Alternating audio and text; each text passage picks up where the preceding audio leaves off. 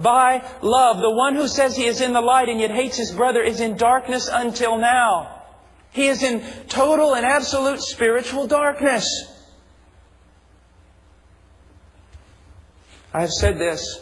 I don't know if I've said it here. I probably have. I repeat things quite a bit. But I can remember as a young seminary student crying out to God to be able to preach with the power of God on my life. Crying out to God to be a missionary. Crying out to God to know His Word.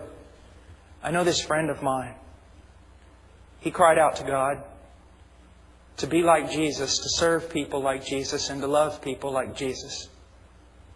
He's not the greatest preacher in the world, but I'd give every gift I have to be like him. He chose the greater thing. Donkeys and rocks can preach.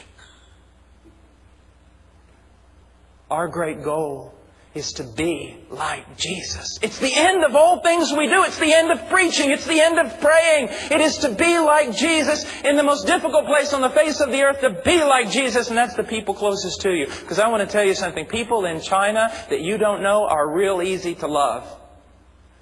But the closer you get to people, the more difficult it is to love people. And that's where we're coming at here.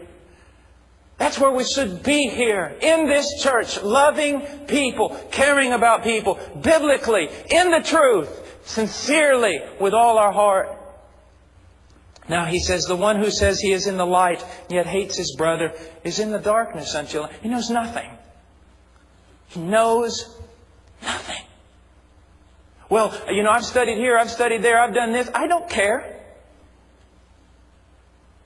Do you love?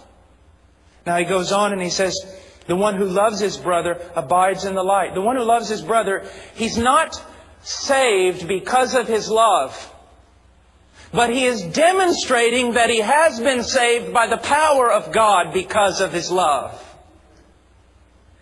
And then it goes on and it says, and there is no cause for stumbling in him. Let me just try to put it in my context. You say, that's the boringest preacher I've ever heard in my life. Someone might say that about a preacher. He's the boringest preacher I've ever heard. And then someone stands up and goes, yeah, but I've never met anybody who loves like him. I mean, that's the goofiest person I think I've ever met in my life. Yeah, I know, but I have never met anybody serve in the name of love like that person. You see, kind of removes all stumbling blocks, doesn't it? It's just not important anymore. They're not big, they're not great, they're not fast, they're not smart, they can't do it as well as anybody else can do it on the face of the earth. But when you say, but they love like no one I've ever seen before, it just clears the air. What else matters? What else matters? I had a friend of mine that was had a terrible relationship. His wife I was in there, I was privy to what was going on. It was a horrid thing. He spent 14 years of his life just living. It was a horrid thing. She left him, she left the kids, she left absolutely everything, left him high and dry. And I said, brother, what are you looking for? He said, I don't care. I don't care what the woman looks like. I don't care how smart she is. I don't care the way she dresses. I just want someone to love me. That's all I want. You see what he's saying? Nothing else matters when you get the one thing. But if you don't have the one thing, nothing matters. Nothing matters. Look at this. Verse 11, but the one who hates his brother is in darkness and walks in the darkness. That means not in just this one area of his life is he in darkness. He's dark everywhere. He knows nothing and has nothing to say to anybody about the Christian life. His mouth is shut up because he doesn't love. And then he goes on and he says, he does not know where he's going because the darkness has blinded his eyes. Church, let me share something with you. It is impossible to have a proper vertical relationship without proper horizontal relationships. You cannot have a great, magnificent, fire-filled, on-powered, divine relationship with God if your relationships with the people around you are not right. You don't hear from God because God doesn't speak to you. You're dark everywhere. You're dark everywhere. How many times, and I have had to do this, how many times if I left the house in a hurry or just troubled or just too quick with my wife and just jump in the car ready to go preach somewhere to save souls, and God just basically say, well, you can get in this car and take off, but I'm not going with you. I don't know what you think you're doing, but you better get back in that house right now and start doing some serious apologizing. Why? Don't think about going up if you haven't gone across.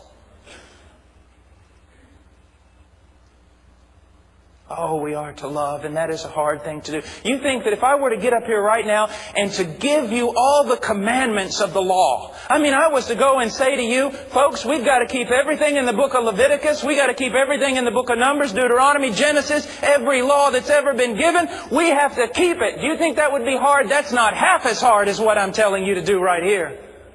Because this is the fulfillment of the law. This is the fulfillment of absolutely every bit of it. Just love. Love. Well, who do we love? Who do you got? That was the question they asked Jesus. Who's my neighbor? Looking for a loophole. Who's not your neighbor? Well, you don't understand what they've done to me. They haven't put a crown of thorns on your head. They haven't nailed you to a tree, and they haven't thrust a spear in your side. Any more questions? It goes on. Now I want us to go back up to, I want us to go over to John 13 for a moment. John 13.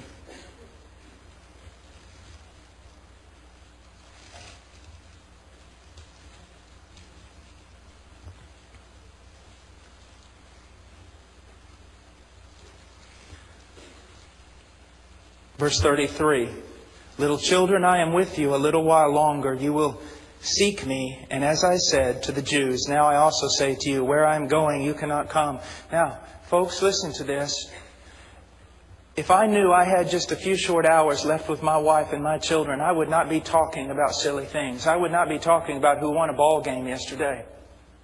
I would make sure that in those few short hours I had left, I would be talking to those I loved about the most important things concerning me and concerning them. And that's what Jesus is doing here. He goes down to verse 34. A new commandment I give to you, that you love one another, even as I have loved you, that you also love one another. Now you say, well, what is this new commandment?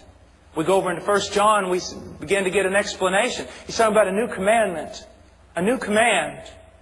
But in 1 John he'll say it's an old command. It's not a new command. Here he says it's a new command and not an old command. What is he saying? He's saying this.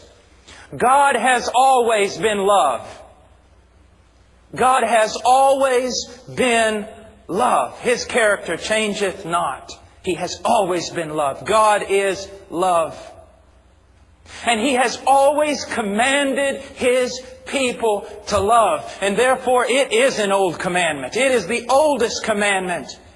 And to sin is to violate that commandment. And to keep that one commandment is not to sin. God has always told us to love. Then how is it a new commandment, Brother Paul? A new commandment I give to you, that you love one another, even as I have loved you. Jesus raised the bar so high that when He says love, it means something totally different than when anyone else says it. I'll give you an example. You sit down with me and say,